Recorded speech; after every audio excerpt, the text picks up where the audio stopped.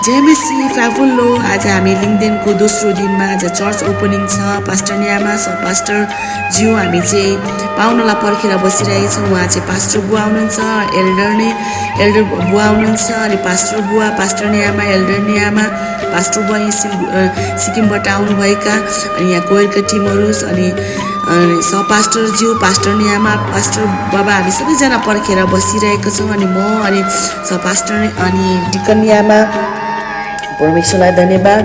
अनि यहाँ चुल्हा पनि रेडी भइरहेको छ, यहाँका भाइ बहिनीहरू खाना बनाउन रेडी भइरहेको छ पाहुनाको निम्ति।